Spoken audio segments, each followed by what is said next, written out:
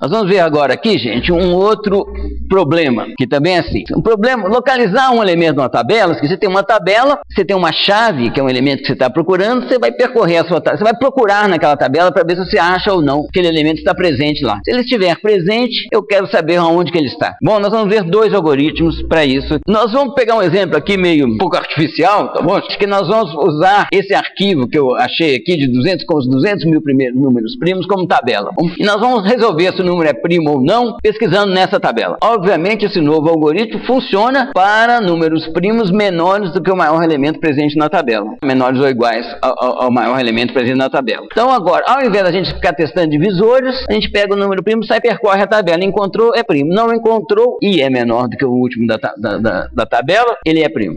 Bom, aqui está esse arquivo que eu abri aqui com um outro programa aqui, tá bom, gente? Aqui estão os primeiros números primos, aqui é o 200 mil, aqui é o 199, 199.999 e por aí vai, tá? Então esse aqui é um arquivo com 1000 linhas. E a especificação do nosso problema é o seguinte: faça um programa que leia essa tabela e que repetidamente fica lendo números inteiros que o usuário coloca ali e verifica se eles são primos ou não, pesquisando na tabela. E para quando o número lido for zero ou coisa parecida. Então, o primeiro algoritmo que nós vamos ver chama-se pesquisa sequencial. Pesquisa sequencial por quê, gente? Porque você vai percorrendo a tabela do primeiro ao último elemento, para no meio da sua pesquisa se você encontrar. Senão, se você chegar no último e não tiver encontrado, você conclui que o elemento, a chave, não está presente na tabela. Tá bom? Então, pesquisa sequencial, como o próprio nome diz, você sai percorrendo tudo. Então, como é que você programa isso? Aí você tem uma função, tá bom? Com dois parâmetros de entrada, a chave e a tabela. Você faz i igual a 1 e mantém isso daqui, tá bom, gente? A chave nunca está à esquerda de i. Quando i igual a 1, não tem nenhum elemento à esquerda de i. Então, trivialmente, satisfaz isso. Depois, o que eu faço? Eu comparo o elemento de índice i com a chave. Se não for igual, eu aumento uma posição e mantenho esse invariante aqui, que a chave nunca está à esquerda de i. Muito simples aqui, gente. Olha aqui, ó. Enquanto eu entro num loop, enquanto eu não atingir o fim da tabela, enquanto o elemento i for diferente da chave, eu faço igual a i mais 1. Comparo com o primeiro, é igual, beleza, acertei de primeira. Errou, comparo com o segundo, errou, comparo com o terceiro, errou, comparo com o quarto, e por aí vai. Muito simples.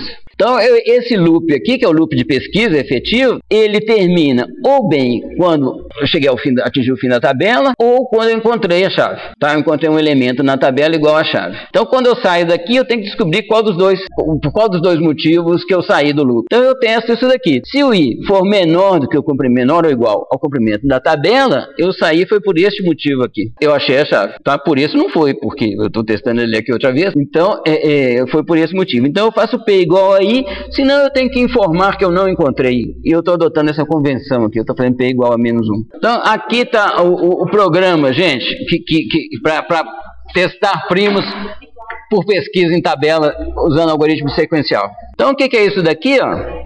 Leitura da tabela, localização e leitura da tabela. Depois, o que eu faço? Enquanto n for maior ou igual a 2, eu disparo o cronômetro, chamo a função primo3 e leio o cronômetro depois. Depois disso, eu imprimo qual foi o tempo gasto e imprimo um destaque se o número for primo. Falo o divisor e destaque se o número for primo. A função primo3, ela é isso daqui, tá bom? É primo igual ao resultado da pesquisa sequencial ser diferente de menos 1.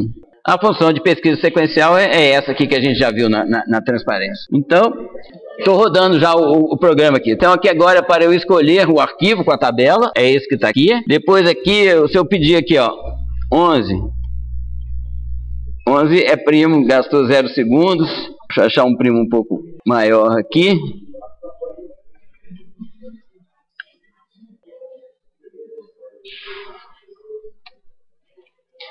Gastou um tempo. Então ele descobre se é primo. Vamos pegar um outro número aqui, ó.